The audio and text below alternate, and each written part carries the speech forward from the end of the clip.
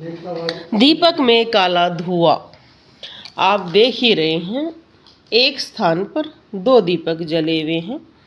एक दीपक में काला धुआं है, एक में नहीं है। क्योंकि कई व्यक्ति ये कह देते हैं कि काला धुआं घी या तेल की खराबी से हो सकता है। तो आप देख ही रहे हैं, एक ही घर है, एक समय पर दीपक जल रहे हैं और एक में काला धुआं है, एक में नहीं है। कई बार जो हम दीपक जलाते हैं अपने पितरों के नाम से, अपने कुल देवता के नाम से, अपने इष्ट के नाम से, उस टाइम हमारा दीपक अलग अलग चीज़ों को दर्शाता है। जैसे सामने आप देख ही रहे हैं कि एक दीपक में से बहुत ऊंचा ऊंचा आप देख सकते हैं काला धुआं निकल रहा है और एक दीपक इनका बहुत साफ सुथरा जल रहा है। कई बार ये पितर दोष, प्रेत दोष या देव दोष के कारण भी हो सकता है। प्रेत दोष कि घर में प्रेत बाधा होना। पितर दोष आपके ही कोई कुल का कोई व्यक्ति जिसको प्रेत योनि में स्थान मिला है, या आपका पितर है जिसकी पूजा नहीं की जा रही है और उसकी योनि काफ़ी कष्टदायक है, तो उसकी वजह से भी ऐसा हो सकता है। किसी ने आप पर काला जादू किया हो, तंत्र किया हो। जब आप दीपक जलाएंगे तो उसका असर भी दिखाई देगा। या ये कह सकते हैं देव दोष।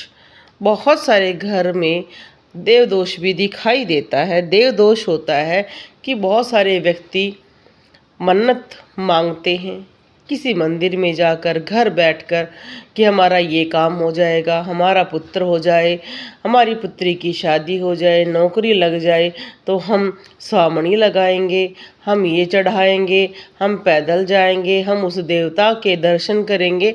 और उसके बाद वो उसको करते नहीं हैं और कई बार तो वो मृत्यु को भी प्राप्त हो जाते हैं। और उन्हीं के पीढ़ी के व्यक्ति ये समझ में नहीं पाते हैं कि क्या हुआ, क्योंकि उनके आने वाले सारे काम अटक जाते हैं। शरीर में भी पीड़ा रहनी शुरू हो जाती है। वो इधर उधर भागते हैं। फिर कोई जब उनको बताता है तो वो कुछ उसका उपाय करते हैं। पर ज़्यादातर जो काला धुआं है वो प्रेत दोष को दर्शाता है। चाहे वो प्रेत आपका पितर ही क्यों ना हो या बाहर से भेजा हुआ हो सकता है। जब भी ऐसा हो रहा है तो इसका अर्थ यही है कि वो आपकी पूजा को सफल नहीं होने देगा, आपके घर में कष्ट बनाएगा, मानसिक या शारीरिक या बीमारी प्रदान करेगा, लड़ाई झगड़े बनाएगा कि आप पूजा करना बंद कर दें। क्योंकि पूजा के द्वारा जो ये काला धुआं निकल रहा है, इसका मतलब उसको भी कष्ट हो रहा है और वो आपके जीवन में जो काला धुआं है वो भी धीरे धीरे पिटाई लगती है, उसको मार लगती है, जिससे उसको कष्ट मिलता है और वो कष्ट वो आपको भी देना शुरू कर देता है या आपकी मति को भ्रमित करने की कोशिश करता है। आपके मन में अजीब से विचार लाना शुरू कर देता है, जिससे आप ग्रसित हो जाते हो। आपका मन किसी कार्य को करने के लिए फिर आपको सफलता से दर्शाता ही नहीं है।